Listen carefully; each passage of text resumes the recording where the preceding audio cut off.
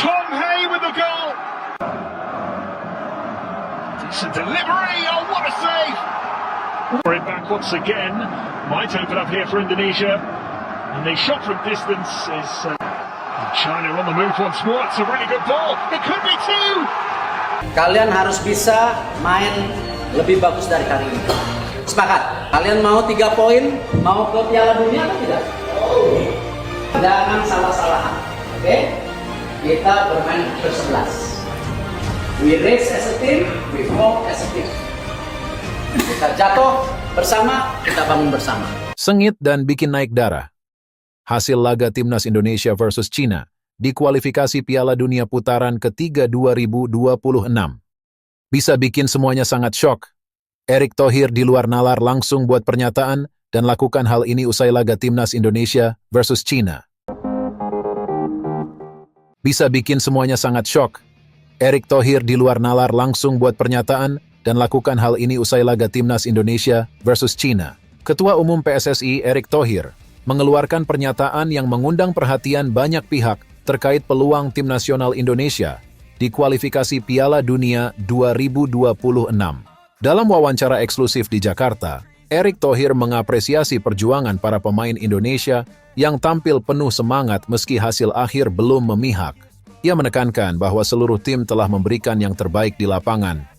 Saya sangat bangga dengan perjuangan anak-anak di lapangan. Mereka menunjukkan semangat yang luar biasa meskipun menghadapi tim kuat seperti Cina. Ini bukan pertandingan yang mudah, tapi kita mampu memberikan perlawanan yang seimbang. Hasil ini harus menjadi motivasi untuk laga-laga selanjutnya, ujar Erick Thohir. Meski merasa bangga dengan performa tim, Erick juga menyoroti beberapa aspek yang harus diperbaiki. Salah satu poin utama yang ia tekankan adalah mengenai penyelesaian akhir dan komunikasi antar pemain.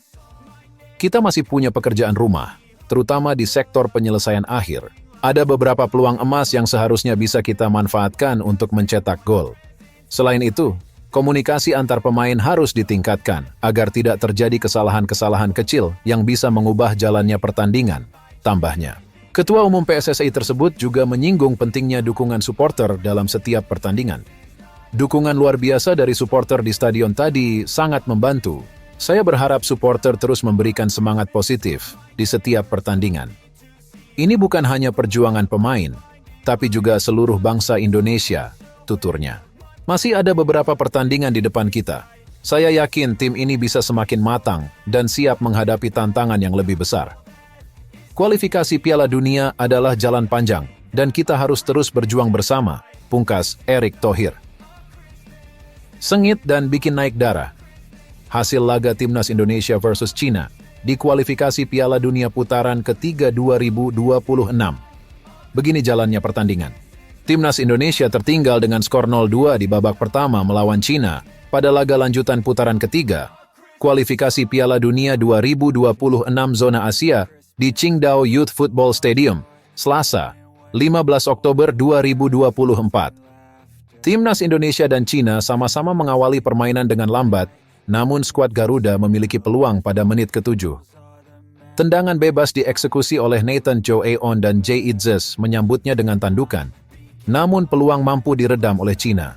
Witan Sulaiman memiliki peluang beberapa menit kemudian. Namun peluang lagi-lagi tidak mampu dimanfaatkan dengan baik. Di menit ke-11, Ragnar Orat Manggoen menerima bola dari Calvin Verdonk dan melepaskan tembakan dari luar kotak penalti. Namun upayanya masih melambung jauh dari gawang. Namun, yang membuka skor lebih dulu justru Cina pada menit ke-21. Cina mendapatkan tendangan bebas dan bola menuju ke sisi kiri gawang gawalan Martin Paes. Shane Patinama berupaya mengawal bola agar keluar lapangan. Namun pemain Cina Jiang Shenglong mampu meraihnya dan memberikan bola kepada Baihelamu Abu Duwaili yang kemudian melepaskan tembakan yang terhentikan oleh Martin Paes. 6 menit berselang, gawang Timnas Indonesia kembali diancam oleh Xie Weneng. Namun Paes berhasil menghentikan bola. Pada menit ke-35, Timnas Indonesia punya peluang melalui Witan Sulaiman yang bergerak di kotak penalti. Dia memberikan bola kepada Ivar Jenner yang langsung melepaskan tembakan dari luar kotak penalti. Namun, tembakannya masih terlalu lemah dan mampu dihentikan kiper Cina, Daley Wang.